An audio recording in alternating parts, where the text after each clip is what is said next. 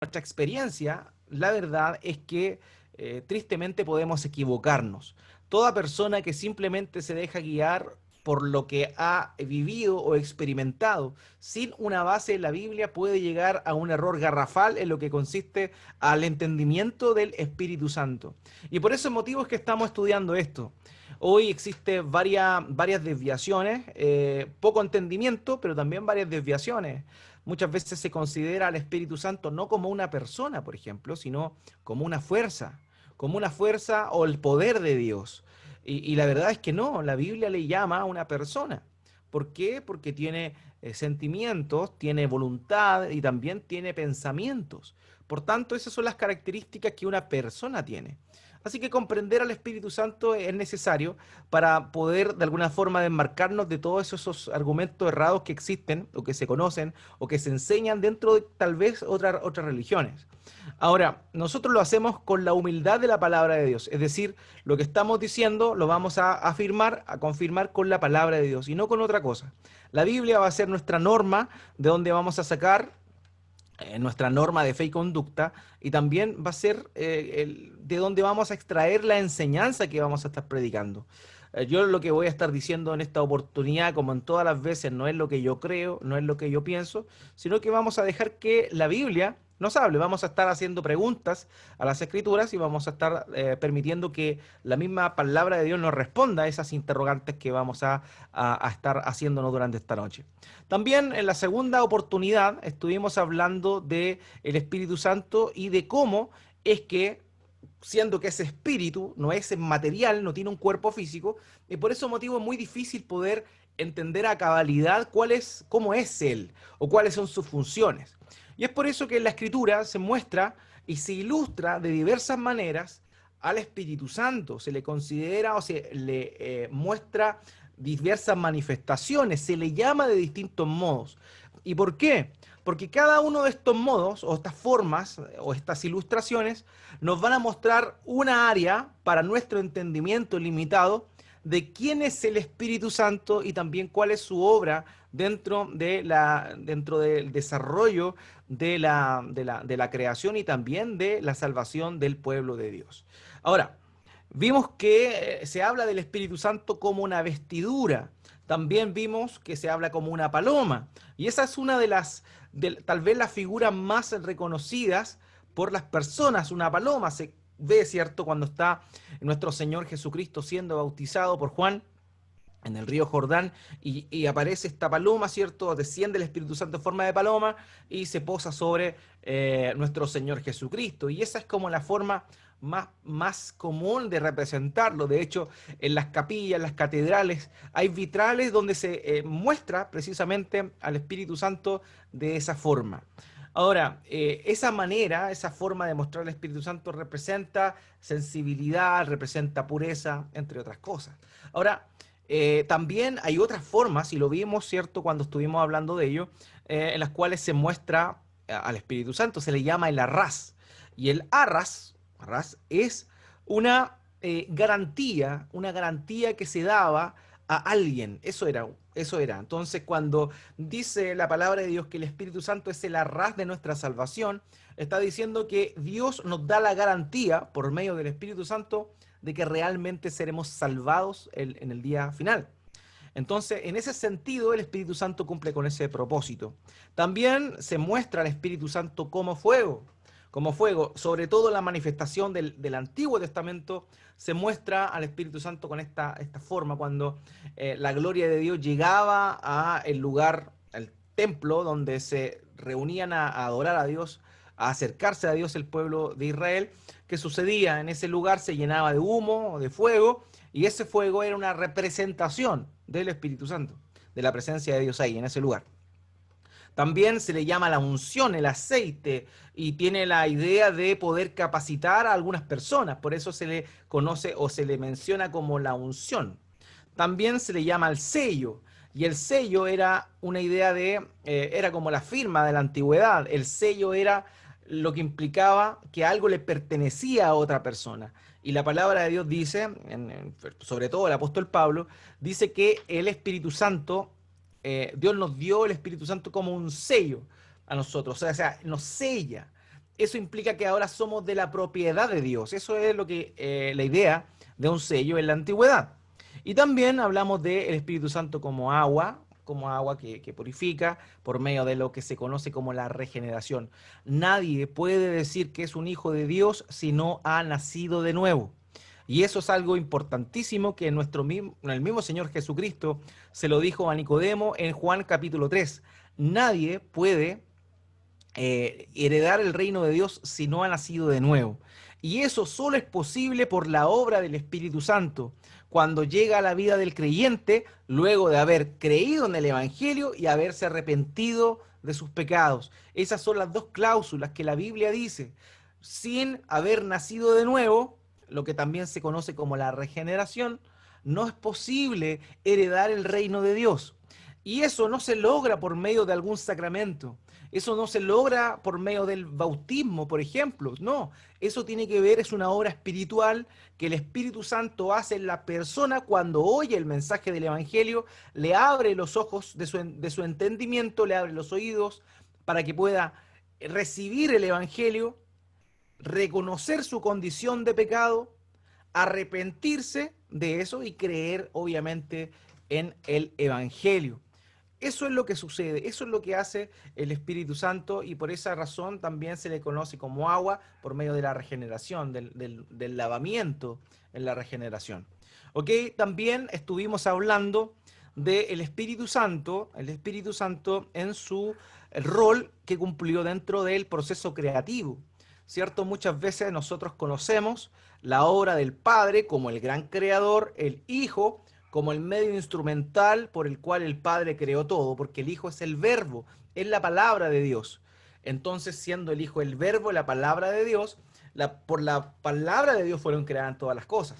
Entonces vemos al Padre y vemos al Hijo, pero el Espíritu Santo también tuvo una participación importante dentro de lo que fue el proceso de la creación. Primeramente, dando vida a todo lo que había sido creado de una manera primigenia por el Padre.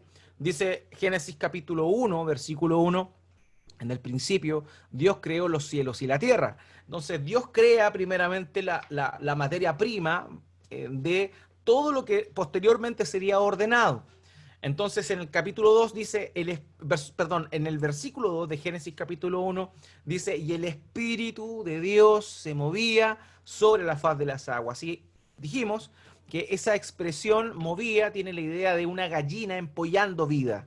Por tanto, la labor del Espíritu Santo dentro del proceso creativo era dar vida a aquellos elementos primarios que Dios había creado en un principio. Así que eso es lo que dijimos con respecto a la labor del Espíritu Santo a la hora de la creación. Pero también tiene un rol importante dentro de lo que es la preservación de la creación. O sea, el Espíritu Santo es quien da la capacidad, digamos, de generar vida. Ese es el rol del Espíritu Santo.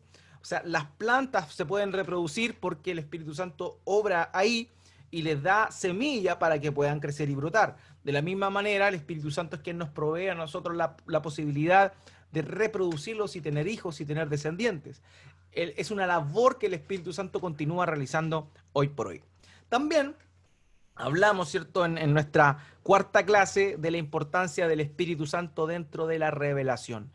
Queridos, el Espíritu Santo es quien nos muestra a nosotros quién es Dios. Nosotros no podríamos conocer a Dios si Dios no se diera a conocer Él, puesto que es tan grande, tan inmenso e infinito, que nuestras mentes de ninguna forma podrían llegar a comprender, a entender lo que es Dios. Por ese motivo es que el Espíritu Santo cumple un rol fundamental a la hora de dar a conocer, o sea, a sí mismo y también obviamente a las otras personas de la Trinidad, al Padre y al Hijo. O sea, el Espíritu Santo es el encargado de revelarse al ser humano, revelar a Dios, al Dios uno y trino, al ser humano. Y eso lo hizo por medio de dos cosas importantes. La primera es conocida como la revelación general. La revelación general, básicamente podríamos nosotros decir que es la creación. La creación, o sea, basta mirar el universo, ver toda su extensión para poder concluir realmente que existe un creador. O sea, el hecho de que la creación sea perfecta, sea hermosa, nos da ya lugar nos da el entendimiento de que Dios da, ¿cierto? Da vida y forma a todo lo creado. La complejidad con la cual todo está es increíble. Lo complejo que son las cosas y todo diseñado de una manera perfecta, lo cual de ninguna manera podría haber llegado a la existencia de forma aleatoria como los evolucionistas plantean. Entonces, la misma creación nos da ya esa revelación del Dios creador. Y el Espíritu Santo lo muestra, ¿cierto? Por medio de la creación. Y también existe otro tipo de revelación que el Espíritu Santo da, que es conocida como la revelación especial o particular. Y esta tiene que ver con Dios hablándole al ser humano. Y nosotros hemos visto en la Escritura que en muchas oportunidades Dios, ¿qué hace? Dios se manifestó a algunos hombres y algunas mujeres y habló con ellos y se reveló de una manera especial. Ya todo eso obviamente fue permitido, fue obra del Espíritu Santo. Ahora, es importante notar esto. ¿Cómo hoy, año 2020, nosotros podemos conocer a Dios? Y la respuesta es súper sencilla, por medio de la palabra de Dios. Es el único lugar efectivo, es el único lugar seguro de donde podemos nosotros conocer a Dios. Nuestras experiencias son importantes siempre y cuando éstas sean de acorde o estén en conformidad con lo que la palabra de Dios muestra. Y yo creo, no creo, en realidad tengo certeza, de que uno de los grandes problemas que existen hoy a nivel de las iglesias cristianas protestantes es que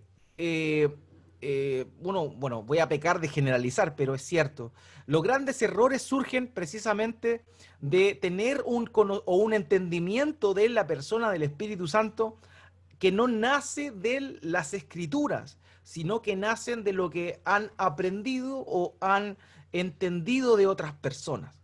Entonces, por eso nuestro entendimiento de Dios tiene que venir de la escritura, porque el Espíritu Santo, en un proceso sobrenatural, inspiró, y eso es importante, inspiró a hombres en la antigüedad con el fin de darse a conocer. O sea, inspiró significa que Dios exhaló su espíritu sobre estos hombres que escribieron los 66 libros que nosotros tenemos en la Biblia y lo hizo utilizando a estas personas, guiándoles a lo largo de su vida y permitiendo que ellos escribieran. Ya hablamos del proceso de inspiración. Este proceso no fue como una posesión. No es que el Espíritu Santo haya entrado en los escritores y estos hayan estado en un proceso de trance. No, no fue así. El Espíritu Santo guió a estas personas a escribir esas palabras, tuvo el cuidado de utilizar las ideas y por ende también las palabras precisas para que hoy por hoy nosotros podamos tener el entendimiento de lo que Dios nos dijo en esa oportunidad. Ahora, la revelación de la voluntad de Dios para nosotros está exclusivamente en su palabra. Y luego de eso, lo que hoy por hoy nosotros hacemos es recibir de parte del Espíritu Santo la iluminación. ¿Qué es la iluminación? La iluminación es un entendimiento espiritual de lo que Dios reveló por medio de la palabra de Dios, de la Biblia. O sea, ¿qué hace el Espíritu Santo? Es como, este ejemplo es maravilloso, es como un telescopio. El telescopio no nos muestra una realidad que no existe, sino que amplifica estrellas o constelaciones que ya están. Simplemente nos permite visualizar de mejor manera un espectro astrológico, ¿ok? Entonces, astronómico, perdón, astronómico. Entonces, eso es importante, eso es muy importante.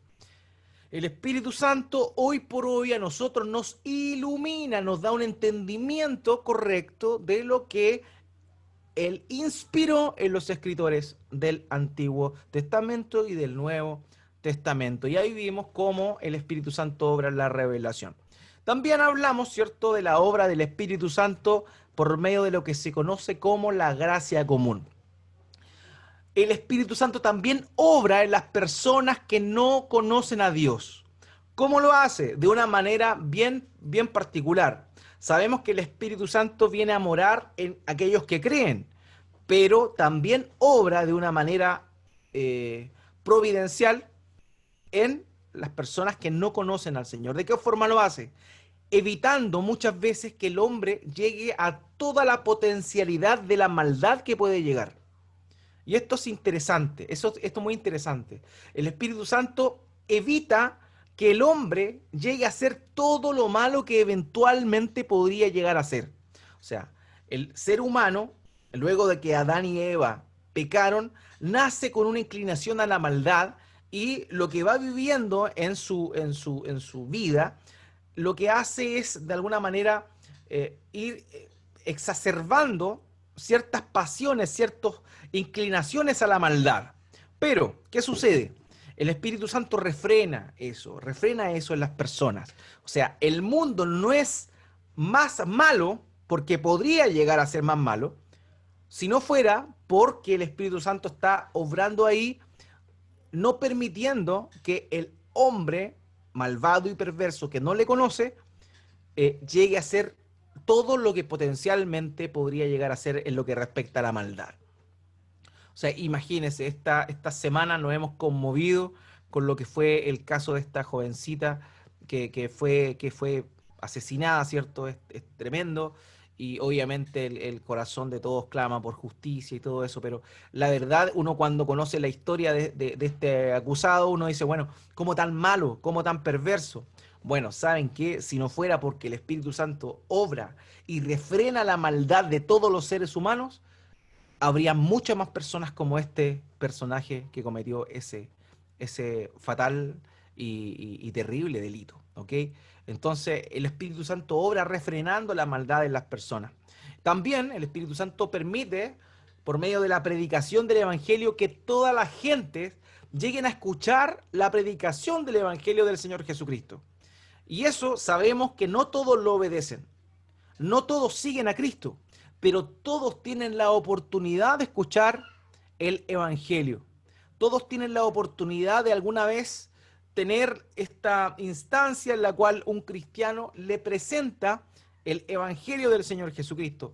Ese Evangelio que, como lo dice la palabra, Evangelio significa una buena noticia. Pero es una buena noticia que sale de una mala noticia. La mala noticia es que el hombre se encuentra muerto en sus delitos y pecados y per se condenado a una eternidad en el lago de fuego y azufre. Y esa es la verdad. Por cuanto todos pecaron, todos están destituidos de la gloria de Dios. Y esa destitución de la gloria de Dios, ¿qué significa? El lago de fuego y azufre, el castigo eterno. Entonces, ¿qué hace? El Espíritu Santo permite la predicación del Evangelio. El Evangelio es la buena noticia de que si tú, primero, te arrepientes de tu pecado, te reconoces como un pecador, te arrepientes de tu pecado y luego crees en el Evangelio, es decir, crees que Jesucristo murió, resucitó y cargó en tu lugar los pecados que tú debes pagar, tú ahora eres salvo. Eso es lo que dice el mensaje del Evangelio, básicamente. Por tanto, el Espíritu Santo permite que todas las personas lleguen a escuchar ese mensaje. Y eso es una obra también del Espíritu Santo que realiza en aquellas personas que no son creyentes.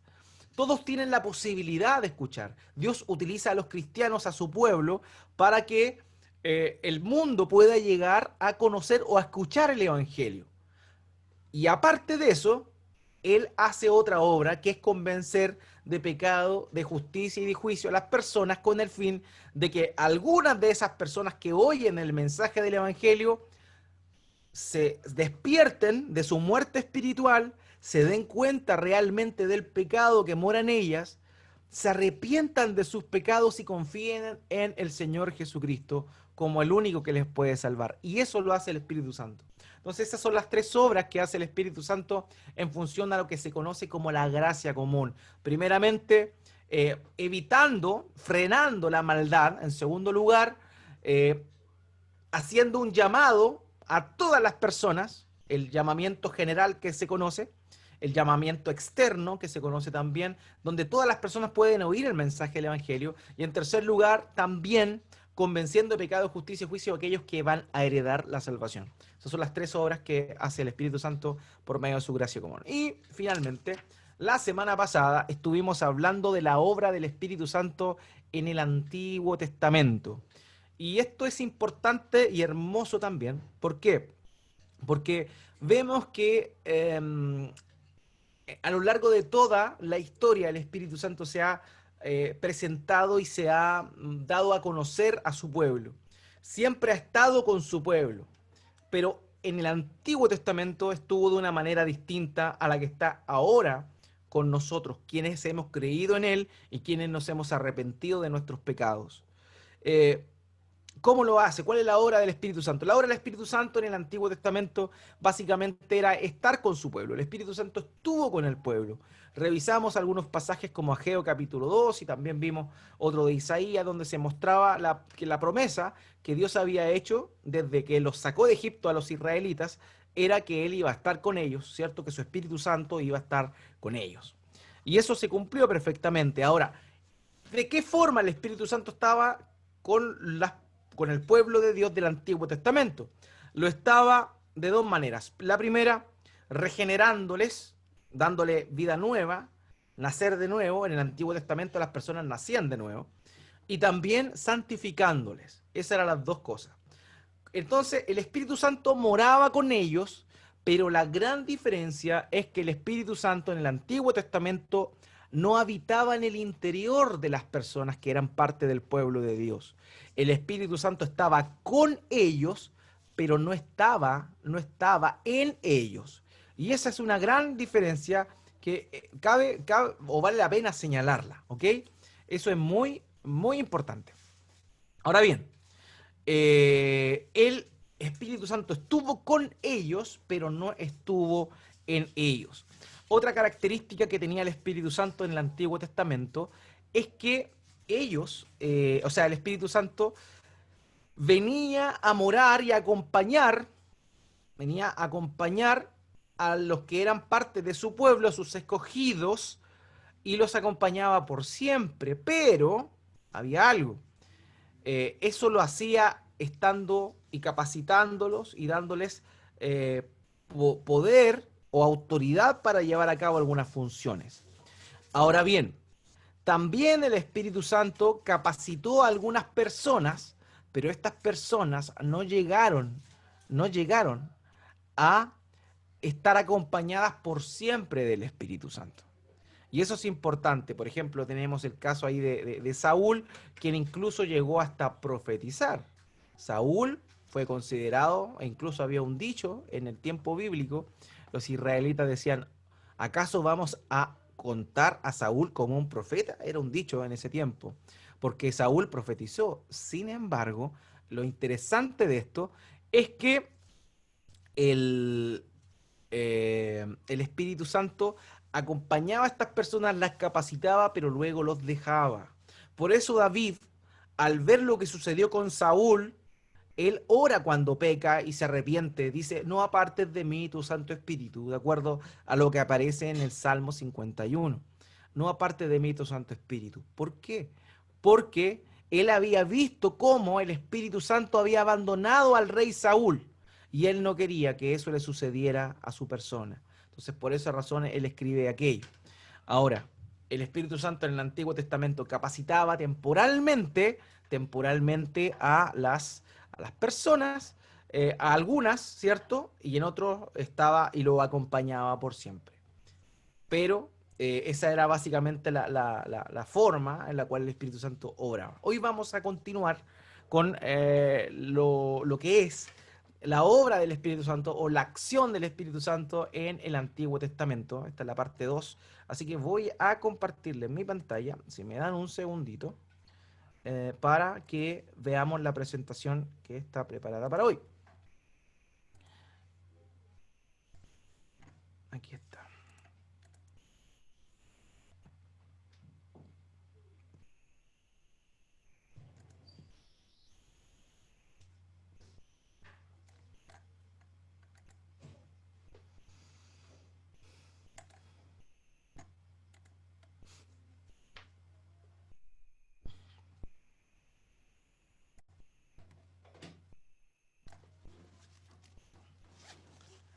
Ok.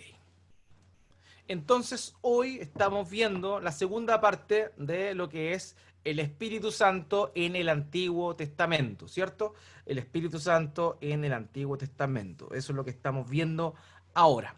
Ahora, como lo saben, la metodología que utilizo para poder realizar este estudio es de la forma de pregunta y respuesta. Así que vamos a estar formulando una pregunta y vamos a estar respondiendo, ¿cierto?, con los respectivos versos bíblicos respaldando lo que estamos diciendo. En primer lugar, ¿cierto?, vamos a la primera pregunta. Dice, ¿cómo habitó el Espíritu Santo con su pueblo en el Antiguo Testamento? Y lo mencionamos la semana pasada. Él estuvo con su pueblo, efectivamente, pero no estuvo en ellos, sino con ellos. ¿Por qué? Porque era necesario que la obra de Cristo fuese llevado a cabo completamente. O sea, Cristo tenía que morir, tenía que resucitar y tenía que ascender y ser glorificado. Y cuando Cristo fuera glorificado, recién allí el Espíritu Santo podría venir a morar dentro de el creyente. Antes, los creyentes del Antiguo Testamento fueron acompañados por el Espíritu Santo. Estuvo con ellos, capacitándoles sobre ellos, pero nunca dentro de ellos. Ahora, con la glorificación del Señor Jesucristo, el Espíritu Santo viene a morar dentro del creyente. Y en semanas posteriores vamos a estar hablando de cómo el Espíritu Santo obra en el cristiano.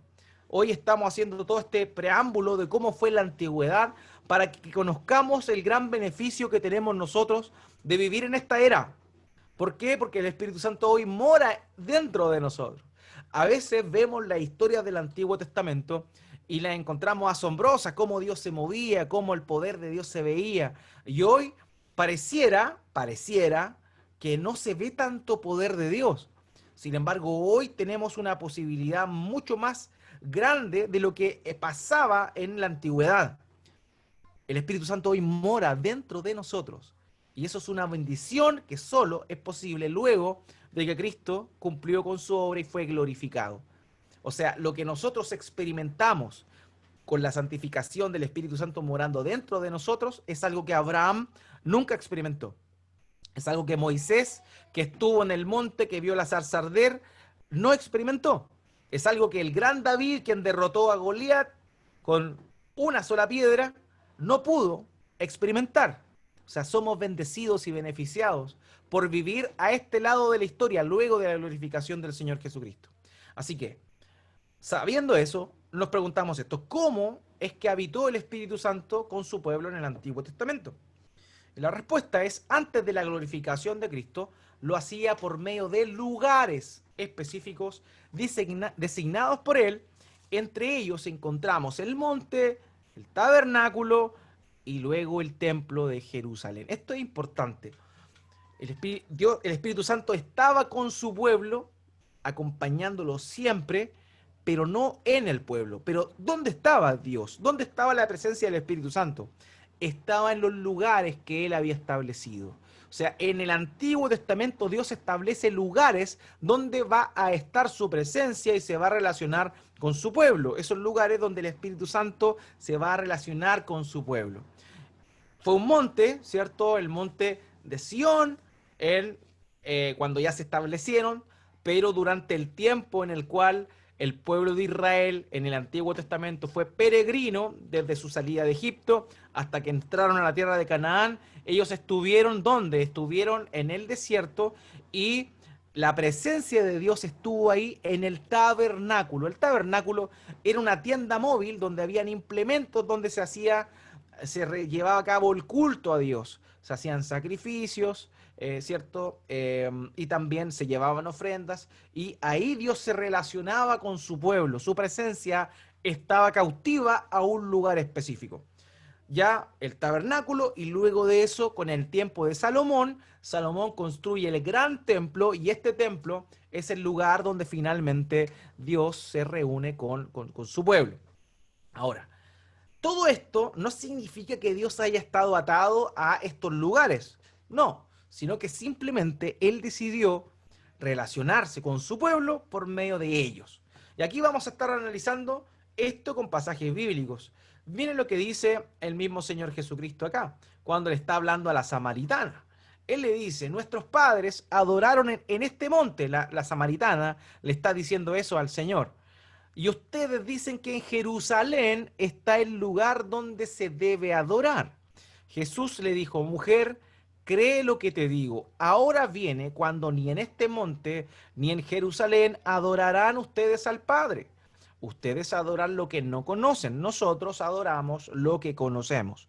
Porque la salvación viene de los judíos. Pero la hora viene y ahora es cuando los verdaderos adoradores adorarán al Padre en espíritu y en verdad, porque ciertamente a los tales el Padre busca que lo adoren. Dios es espíritu y los que lo adoran deben adorar en espíritu y en verdad. Entonces, la discusión que tenía la samaritana con el Señor era, bueno, yo soy samaritana. Los samaritanos creemos que debemos adorar a Dios en el monte Gesirim, que era el lugar donde estaba el altar para adorar a Dios de parte de los samaritanos.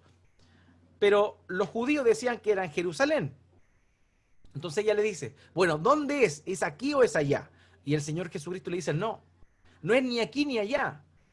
En la antigüedad se adoraban lugares, pero ya viene la hora donde los que adoren al Padre, porque la adoración se refería al culto, que estaba supeditado al templo, lo adorarán en espíritu y en verdad. Entonces, el Señor Jesucristo está diciendo que en la antigüedad se adoraba en lugares, pero que luego de que Él llevara a cabo su obra, ya la adoración, el encuentro del hombre con Dios no sería en un templo, sino que sería en el mismo corazón de la persona. Y vamos a estar ahondando más en ello. En el Salmo 84:1, note lo que dice el salmista acá. Cuán preciosos son tus moradas, oh Señor de los ejércitos. Aquí, cuando habla de moradas, está refiriéndose al lugar donde Dios mora. Y en ese tiempo, en el tiempo de los salmos, era una alusión directa al templo. Cuán preciosas son tus moradas, cuán precioso es el lugar donde tú habitas. Esa es la idea de lo que este pasaje está diciendo acá. Entonces, cuán preciosas son tus moradas. Los salmistas entendían que el lugar donde el Espíritu Santo, donde Dios se relacionaba con ellos, era en el templo. En Números capítulo 11, versículo 29. No, ese pasaje no. Aquí sí. Éxodo capítulo 25, versículo 8.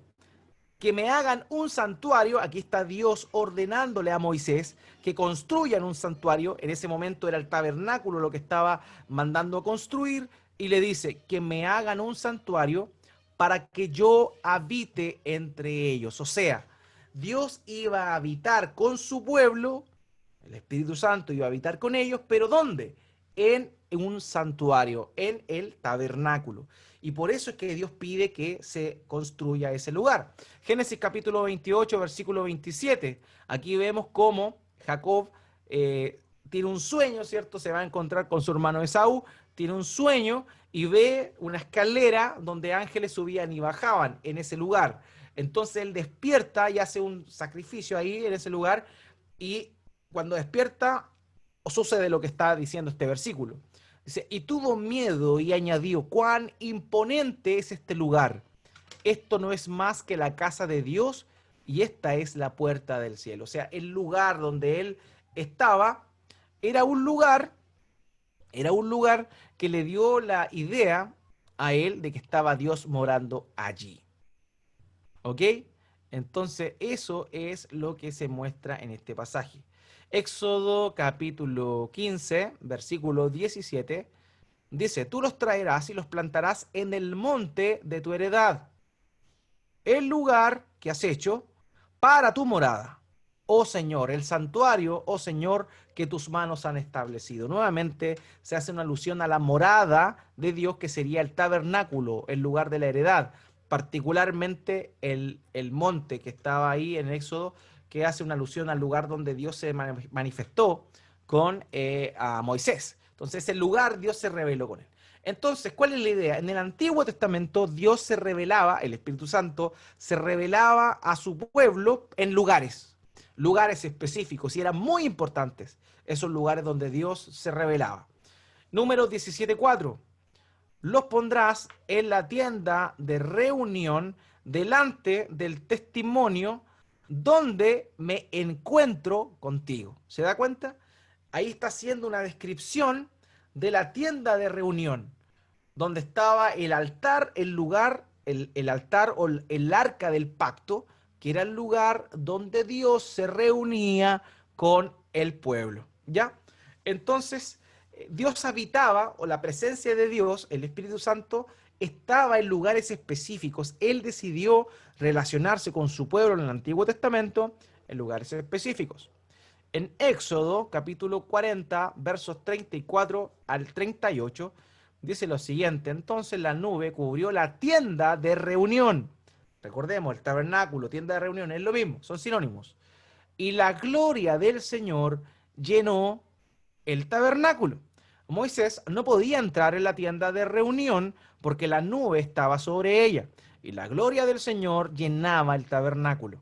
Y en todas sus jornadas, cuando la nube se alzaba de sobre el tabernáculo, los israelitas se ponían en marcha, pero si la nube no se alzaba, ellos no se ponían en marcha hasta el día en que se alzaba, porque en todas sus jornadas la nube del Señor estaba de día sobre el tabernáculo y de noche había fuego allí a la vista de toda la casa de Israel. Esta, como les comentaba, la columna de fuego eran manifestaciones o representaciones de la presencia de Dios ahí, del Espíritu Santo con ellos. De manera que, ¿dónde estaba ese lugar? En el tabernáculo. Donde el tabernáculo se estableciera o se armara, ahí venía Dios y se dirigía a su pueblo. Ahora, entonces, ¿qué implicaba la residencia del Señor con su pueblo? Vimos entonces, en primer lugar, que el Espíritu Santo no habitaba en los creyentes del Antiguo Testamento, sino que moraba con los creyentes del Antiguo Testamento. Ahora, ¿dónde lo hacía? Por medio de lugares que Dios mismo había establecido para eso, para ese fin, ¿ok? Entonces, eso es lo que hemos visto hasta este momento. Hasta este momento solamente hemos visto eso. Ok, entonces, Dios primero les proporcionó acceso a su presencia, pero también el hecho de que Dios, el Espíritu Santo, morara con su pueblo implicaba que Dios los santificaba. ¿Ya? Dios moraba con ellos, por eso ellos debían santificarse y debían vivir una vida limpia y santa. Y en esto, por eso, ese motivo, había esta serie de rituales, de purificación, de sacrificios. Y muchas veces nosotros, en este lado del mundo, en el occidente, en nuestro tiempo, no podemos comprender, pero cómo antes sacrificaban animales, cómo antes tenían que purificarse, cómo antes eran inmundos por cualquier cosa. Antes la gente comía, de hecho, los judíos no podían comer marisco porque era considerado inmundo. Ahora, nosotros no podemos entender eso. ¿Por qué? Porque culturalmente nos es ajeno. Ahora bien, ¿qué representaba todo eso? Queridos, el ritual de purificación y la declaración de inmundicia, que la gente era inmunda por cualquier cosa, básicamente, era una figura de la condición espiritual en la cual el ser humano se encuentra. O sea, si ellos se contaminaban por cualquier cosa, imagínense, lo vimos, lo tocamos el domingo cuando hablamos de que una persona, cuando si tocaba a su padre que había muerto, quedaba inmundo ceremonialmente hablando, es decir, no podía presentar ofrendas a Dios porque estaba inmundo. Ahora, eso es una representación de la condición del alma del ser humano. O sea, si en la antigüedad la gente es ceremonialmente impura o inmunda por cualquier cosa, eso era simplemente un vistazo de la condición de inmundicia que se encontraba el alma del hombre. Por eso motivo eso. Y el tema de los sacrificios es solamente para que el pueblo entendiera que sin el derramamiento de sangre no hay perdón de pecados. Y que esos sacrificios de cordero, de vaca y de cosas, simplemente era una representación de lo que el Señor Jesucristo iba a venir a realizar una vez y para siempre. El sacrificio de Cristo es una vez y válido para siempre. Y los demás, esos sacrificios que se hacían, simplemente eran representaciones del único y efectivo sacrificio que es el del Señor Jesucristo. Entonces, como Dios moraba con su pueblo en el tabernáculo, y posteriormente en el templo, y él era santo, el pueblo debía vivir santamente. Entonces, una de las razones por las cuales el Espíritu Santo moraba con ellos era para darles vida y también en su presencia y también para santificarles. Éxodo capítulo 31, verso 13. Habla pues tú a los israelitas y diles, de cierto guardarán mis días de reposo, porque esto es una señal entre yo y ustedes por todas sus generaciones, a fin de que sepan que yo soy el Señor que los santifico. Dios santificaba a el pueblo de Israel en el Antiguo Testamento, ¿cómo? Por medio de morar entre ellos en el templo y en la antigüedad en el tabernáculo. ¿Ya? O sea, el Espíritu Santo santificaba a los creyentes del Antiguo Testamento por medio del tabernáculo y del templo posteriormente. Levítico 26, 9 al 13. Me volveré hacia ustedes y los haré fecundos y multiplicaré y confirmaré mi pacto con ustedes. Comenzarán las provisiones añejas y comerán, las provisiones añejas y sacarán lo añejo para guardarlo nuevo. Además, haré mi morada en medio de ustedes. Y note lo que sigue ahora. Y mi alma no los aborrecerá. El Dios, la presencia de Dios, el Espíritu Santo, morando dentro del pueblo.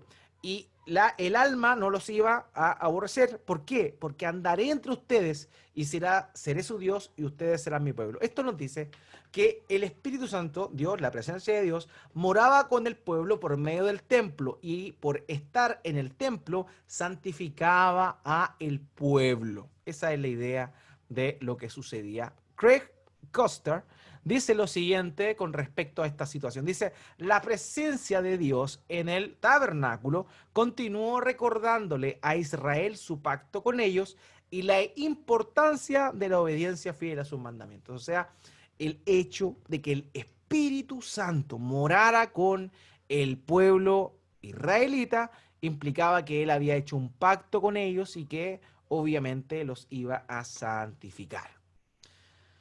Primero de Reyes, capítulo 8, versículo 10 al 11, aquí vemos cómo es que Salomón, ¿cierto? Salomón eh, consagra el templo, el primer templo que construye él. Dice, y sucedió cuando los sacerdotes salieron del lugar santo, un lugar importantísimo dentro del templo, la nube, que la presencia de Dios, llenó la casa del Señor, así que los sacerdotes no pudieron quedarse a ministrar por causa de la nube, porque la gloria del Señor llenaba la casa. O sea, la gloria de Dios llenó ese templo que representaba el lugar donde Dios moraba con su pueblo. O sea, el Espíritu Santo moró en el templo de los israelitas.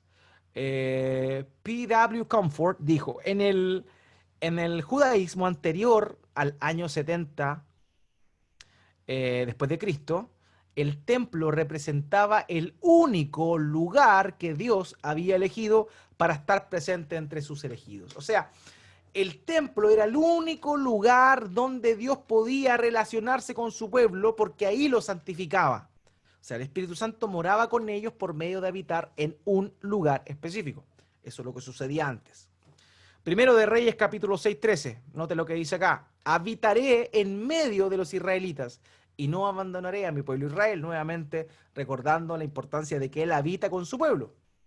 Y en Primero de Reyes 8, 57 al 58 dice que el Señor, nuestro Dios, esté con nosotros, como estuvo con nuestros padres, que no nos deje ni nos abandone, para que incline nuestro corazón hacia Él, para que andemos en todos sus caminos y para que guardemos sus mandamientos, sus estatutos y preceptos que ordenó a nuestros padres. Aquí la idea es la siguiente: Dios va a morar con nosotros por intermedio de este templo. Y por intermedio de este templo, por morar con nosotros, Él va a inclinar nuestro corazón hacia Él. Eso era lo que ellos esperaban. O sea, el hecho de que Dios morara, el Espíritu Santo, morara con ellos en el templo, implicaba que el Espíritu Santo los iba a traer siempre hacia Él. Por eso era tan importante el templo. Por eso es que los judíos siempre defendieron tanto el templo y hasta el día de hoy los judíos lo único que anhelan es un templo. Porque el entendimiento que ellos tienen es que Dios, por medio del Espíritu Santo, mora con ellos a través de un templo. Por eso lo único que quieren los judíos hasta el día de hoy es construir otro templo más. El punto es que ya no les sirve de nada un templo. ¿Por qué? Porque Cristo llevó a cabo su obra. Y es ahí donde viene el punto de inflexión que voy a estar explicando un poquito más adelante. Ahora, la pregunta número 3. ¿Dios solo moraba con ellos por medio del tabernáculo o el templo? Y la respuesta es sí. En el Antiguo Testamento Dios solo moraba con ellos ahí. Solo estaba presente con ellos ahí y en ningún otro lugar. De hecho, era un lugar exclusivo que cuando el pueblo de Israel se dividió en la nación del norte y la nación del sur, los del norte, los de Samaria, liderados por Jeroboam, lo primero que hicieron fue sacar y crear un nuevo altar para adorar a Dios, que no fuera el pueblo, perdón, el templo que había construido Salomón. Y con eso, la moral y también el comportamiento de los samaritanos y de todas las tribus del norte se fue a pique, porque Dios ya no estaba con ellos. Y ellos empezaron a adorar en ese lugar, en ese monte. De ahí viene el contexto que yo les dije hace un rato atrás de la samaritana hablando con Jesús. Ese monte que se estableció, el monte Gerizim, donde se estableció un ídolo y ahí una figura, y ahí ellos iban a adorar a Dios, a Yahweh. Ahora bien, eso no era lo que Dios había establecido. Dios solo en ese tiempo moraba en un lugar, y ese lugar era el monte de Sión, en el templo. De hecho, en el reinado de los judíos, de los reyes judíos, era catalogado de acuerdo a la fidelidad con el templo. Y la acción que los reyes hacían en contra de los altares de los lugares altos. No sé si ustedes han leído el libro de los reyes, las crónicas también. Siempre se dice que algunos reyes derribaron los altares en los lugares altos y otros no lo hicieron. Bueno, esos lugares, esos altares en los lugares altos no eran altares paganos, sino que eran altares a Dios, al Dios verdadero, al Dios de Israel. El punto era que Dios solamente había establecido un lugar donde él iba a morar y donde se iba a relacionar, y ese era el templo. De manera que si un rey llegaba al cargo del rey y derribaba los altares en los lugares altos, era considerado un rey bueno. Y ahí vemos algunos casos, por ejemplo, el de Segundo de Reyes, capítulo 12, versículo 2, donde se habla de Joás, y se dice, Joás hizo lo recto ante los ojos del Señor, todos los días en que el sacerdote Joiada lo dirigió, solo que los lugares altos no fueron quitados. El pueblo aún sacrificaba y quemaba incienso en los lugares altos. Y esa práctica de ofrecer sacrificios y quemar incienso a Dios, al Dios correcto, digamos, en esos lugares estaba totalmente prohibida porque Dios había establecido la exclusividad de morar con ellos. ¿En qué lugar? En el templo de Jerusalén. Vemos el Salmo 9:11. Canten alabanzas al Señor que mora en Sión. Dios solamente moraba en Sión en ese tiempo. Salmo 84:10. Porque mejor es un día en tus atrios que 1000 fuera de ellos. Los atrios es una alusión al lugar más externo del templo. Ese era el atrio, el lugar más lejano, digamos, dentro del mismo templo, el primer lugar donde la gente tenía acceso. ¿Ya? Dice, porque mejor es un día en tus atrios que 1000 fuera de ellos. Prefiero estar en el umbral de la casa de mi Dios que morar en las tiendas de impiedad. Entonces el salmista entendía acá que estar en la casa de Dios era más importante. ¿Por qué? Porque en el antiguo, note bien, en el Antiguo Testamento Dios moraba en templos. Queridos, hoy el Espíritu Santo no mora en templos físicos, en construcciones, ya no. En el Antiguo Testamento sí, y exclusivamente en el tabernáculo y en su momento posterior y definitivo en el templo. Pero ahora no es así, por eso nosotros no tenemos digamos, un enfoque en el templo. El templo, el lugar donde nos reunimos, simplemente es un lugar físico. Dios no mora allí. Dios mora allí cuando su pueblo está reunido allí. Pero Dios no mora en lugares específicos ahora. Eso lo hacía antes. El Espíritu Santo antes moraba en un lugar específico que fue el templo cuando ya se asentó. Ahora, ya sabemos entonces que los creyentes del Antiguo Testamento no experimentaron todo. la pregunta es, ¿ellos sabían que no habían experimentado todo? ¿O ellos creían que la totalidad de la bendición de Dios y de la relación con Dios a través del Espíritu Santo la estaban viviendo en ese momento? Y la respuesta es que ellos ya sabían que había algo por venir, algo mejor que iba a venir. Y que ellos, si bien es cierto, tenían la presencia de Dios, ellos no tenían la plenitud de la presencia de Dios. Y por eso es que Dios utiliza a Jeremías, a Isaías, a Ezequiel y a Joel para hablar proféticamente de que iba a venir un nuevo pacto en el cual el Espíritu Santo iba a obrar en las personas de una manera distinta. Dios les permitió entender a los profetas que en el futuro tendrían una mayor experiencia con el Espíritu Santo por medio del nuevo pacto, el cual no estaría en tablas de piedra en el lugar santo, sino en los corazones del pueblo de Dios. Hermanos, ¿qué quiero decir con esto? Recordemos, eh, el lugar más importante, el lugar más importante del templo era el arca, o el elemento más importante era el arca. ¿Por qué? Porque allí, en esa arca moraba Dios con su pueblo. Ahora bien, Dios promete que en el nuevo pacto el Espíritu Santo moraría en los corazones de su pueblo y no en un lugar físico, sino en el corazón de todo su pueblo. Y lo hace Jeremías, Ezequiel y Joel. Y vamos a revisar algunos de esos pasajes. Isaías 32:15 dice, hasta que se derrame sobre nosotros el Espíritu desde lo alto, el desierto se convierta en el campo fértil y el campo fértil sea considerado como bosque. O sea, ya se estaba diciendo en Isaías que había una promesa de un derramamiento del Espíritu Santo que vendría posteriormente. O sea, ellos sabían que todavía no habían experimentado todo y que algo mejor iba a venir, el nuevo pacto que Dios haría con su pueblo. Ezequiel 36:27.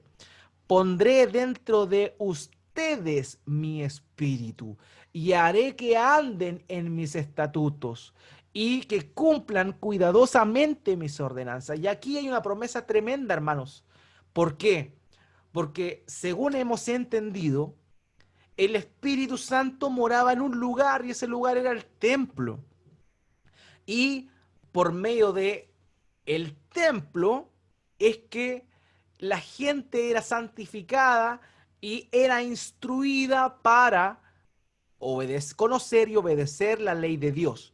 El culto judío era templocéntrico. El templo era el centro de la religiosidad, porque era el lugar donde Dios moraba, era el lugar donde el Espíritu Santo moraba. Pero por medio de los profetas, Dios ya le está diciendo, ¿saben qué?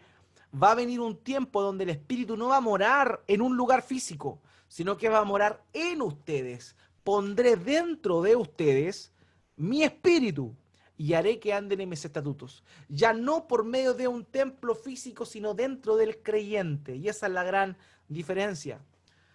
Ahora, es tremendo esto, porque ahora vamos entendiendo de mejor forma cómo es que el Espíritu Santo obra ahora. Ya estamos viendo cómo obró antes, pero eso también nos da pie a entender cómo obra ahora. Pregunta número 5. ¿Por qué motivo entonces el templo ya no es importante en el Nuevo Testamento? Hoy, como les comenté hace un rato, no es necesario un templo.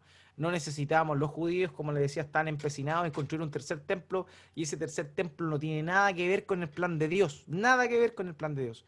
¿Por qué?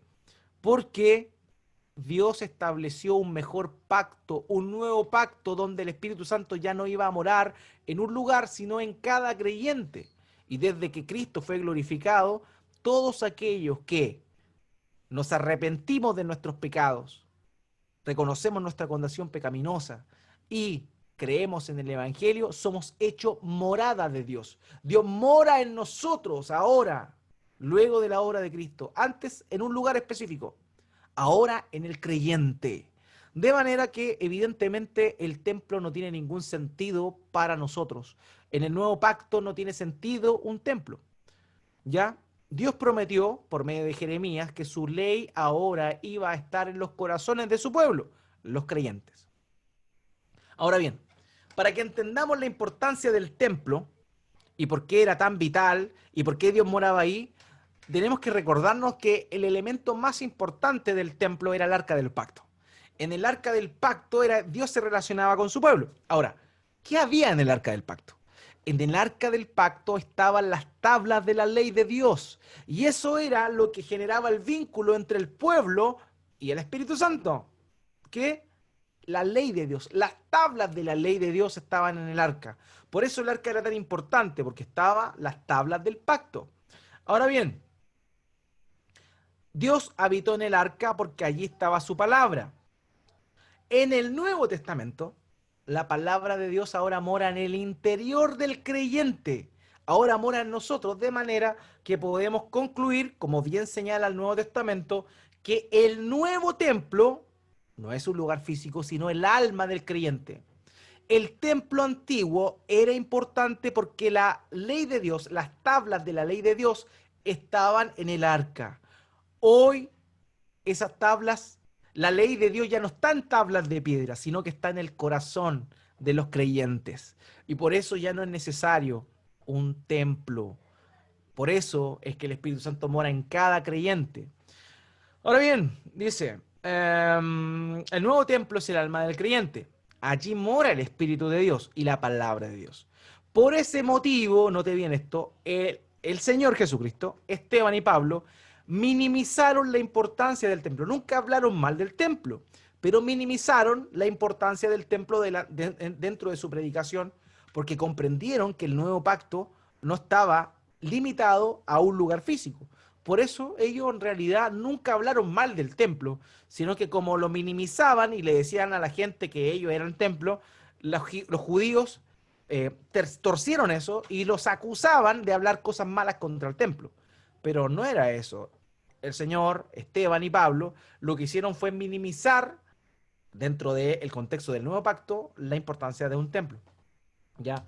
Y aquí lo vemos, por ejemplo, lo que aparece en Jeremías capítulo 31, versículos 31 al 34. Ya nos queda poco. Vienen días, declara el Señor, en que haré con la casa de Israel y con la casa de Judá un nuevo pacto. Y aquí está lo que le estoy contando. Aquí está el respaldo bíblico de todo lo que le dije recién.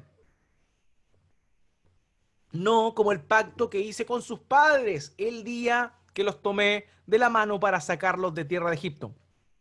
Mi pacto que ellos rompieron, aunque fui un esposo para ellos.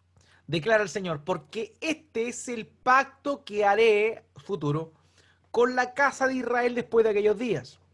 Declara el Señor, pondré mi ley dentro de ellos. Antes la ley, las tablas de la ley, estaban dentro del arca. La promesa del nuevo pacto que Dios está dando por medio de Jeremías dice, pondré mi ley dentro de ellos y sobre sus corazones la escribiré. Ya no van a estar en tablas de piedra como lo estaban dentro del arca. Ahora en el nuevo pacto están ¿dónde? Están dentro del corazón del ser humano, particularmente de sus hijos, obvio. Dice, y yo seré su Dios y ellos serán mi pueblo. O sea, ya el pueblo de Dios no es aquel que está alrededor del templo, sino que el pueblo de Dios es todo aquel que está habitado por el Espíritu de Dios. No tendrán que enseñar más cada uno a su prójimo y cada cual a su hermano, diciéndole, conoce al Señor, porque todos me conocerán, desde el más pequeño de ellos hasta el más grande, declara el Señor, pues perdonaré su maldad y no recordaré más su pecado. O sea, esa era la promesa que Dios hace en Jeremías de escribir la ley ya no en tablas, sino en el corazón de los creyentes, por medio del nuevo pacto en Jesucristo. Por ese motivo es que el Señor Jesús minimizó, como les comentaba, el templo. Y por ese motivo, por ejemplo, acá, en Mateo 26:61, se le acusó a él y dijeron, este declaró, yo puedo destruir el templo de Dios y en 3 días reedificarlo. Cuando el Señor Jesucristo dijo eso, estaba haciendo alusión a su propio cuerpo. Ese era el templo verdadero donde Dios habita en ese momento. Entonces, ¿qué es lo que significaba eso? Ellos se lo tomaron como un atentado al lugar donde el pueblo israelita se reunía con Dios. Entonces, cuando escucharon decir al Señor Jesucristo que Él iba a destruir el templo, ellos rasgaron las vestiduras, porque el templo era el lugar donde ellos se comunicaban con Dios, se relacionaban con Dios. Pero el Señor estaba en función al nuevo pacto, diciendo que el nuevo pacto es en el corazón. También Esteban, aquí vemos el contexto de la predicación de Esteban, Hechos capítulo 6, versículo 13. Dice que presentaron testigos falsos que dijeron, este hombre continuamente habla en contra de este lugar santo. ¿Cuál era el lugar santo? El templo. Y de la ley. Ahora, ¿Esteban hablaba mal? No, no lo hacía. Pero sí hablaba de que el Espíritu de Dios moraba en el creyente, minimizando la importancia del templo y por ese motivo tergiversaron esa idea y lo acusaron de aquello. Y al apóstol Pablo también, Hechos capítulo 21, versículo 28. Ellos gritaban cuando lo capturaron en Jerusalén, hombres de Israel, ayúdennos, este es el hombre que enseña a todos por todas partes contra nuestro pueblo, note bien, la ley y este lugar. ¿Cuál es el lugar? El templo. Además, incluso ha traído griegos al templo y ha profanado este lugar santo. Entonces, ellos consideraban muy importante el templo. Pero Pablo, ¿qué hizo? Llevó a Timoteo, lo llevó ahí sin circuncidar y eso generó todo una revuelta, digámoslo, un conflicto allí. Entonces, ¿por qué Pablo no respetaba el templo? Porque Pablo entendía que el templo no era el lugar donde Dios habitaba. Dios desechó ese templo hace mucho. En Ezequiel se ve cuando Dios desecha al pueblo y desecha el templo. El nuevo templo es el del nuevo pacto, que es cada creyente, por medio de Jesucristo. Por eso, Juan 14, 17 dice que el Espíritu de verdad, el cual no puede recibir el mundo, porque ni lo ve ni lo conoce, pero ustedes sí lo conocen porque mora con ustedes y estará en ustedes. O sea, el Señor Jesucristo está diciendo a sus discípulos aquí que el Espíritu Santo ahora iba a morar en ellos, en los discípulos. ¿Ok? Romanos 8, del 9 al 11 dice, sin embargo, ustedes no están en la carne, sino en el Espíritu. Esto está refiriéndose a los creyentes. Si en verdad el Espíritu de Dios habita en ustedes, ahora está, nosotros somos templo. Ya no un lugar físico, nosotros somos templo. Pero si alguien no tiene el Espíritu de Cristo, tal no es de él. Y si Cristo está en ustedes, aunque el cuerpo esté muerto a causa del pecado, sin embargo el Espíritu está vivo a causa de la justicia. Pero si el Espíritu de aquel que resucitó a Jesús de entre los muertos habita en ustedes, el mismo que resucitó a Cristo Jesús de entre los muertos también dará vida a sus cuerpos mortales por medio del Espíritu que habita en ustedes. Así que así llegamos al final de esta presentación con lo que James Hamilton dijo al respecto. La circuncisión del corazón que se menciona, recordemos que los judíos practicaban la circuncisión de la carne, pero la Biblia, el Nuevo Testamento, Pablo habla de la circuncisión del corazón. James Hamilton dice, la circuncisión del corazón parece equivalente a la regeneración, mientras que la escritura de la ley sobre el corazón implica la morada del Espíritu Santo, convirtiendo al receptor del Espíritu Santo en un templo espiritual. Hermanos míos, en el Antiguo Testamento, el Espíritu Santo moraba con el pueblo por medio de un lugar específico, el cual era el templo. En el Nuevo Pacto, el Espíritu Santo ya no mora en un lugar físico, sino mora dentro de cada creyente. ¿Por qué? Porque la importancia del templo en la antigüedad era que la palabra de Dios, la tabla de la ley, estaban dentro del arca del pacto. Mientras que ahora Dios escribió esa ley en el nuevo pacto en nuestros corazones. Por eso ya no necesitamos templo. Por eso tú y yo somos templos del Dios vivo. El Espíritu Santo mora en nosotros. Y si somos de Cristo, el Espíritu Santo mora, habita en nosotros, de acuerdo a lo que acabamos de ver. Entonces, hermanos míos, eso es lo que nos enseña la Escritura con respecto al Espíritu Santo. No erremos.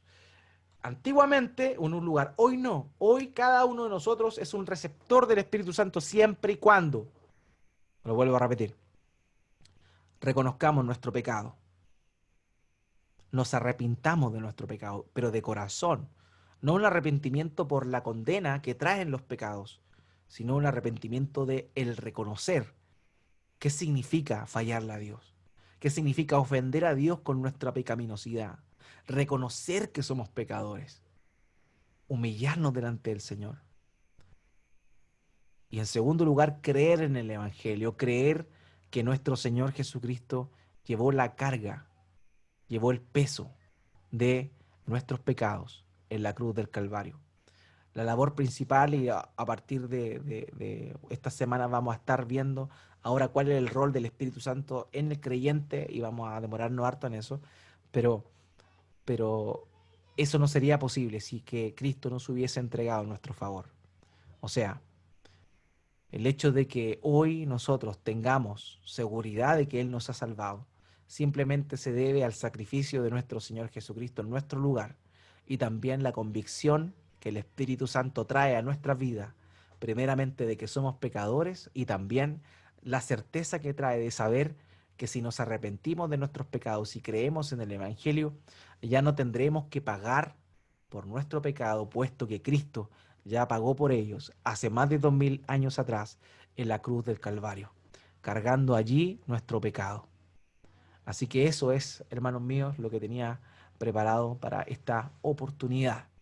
No sé si tienen alguna pregunta, algo que comentar, hermanos.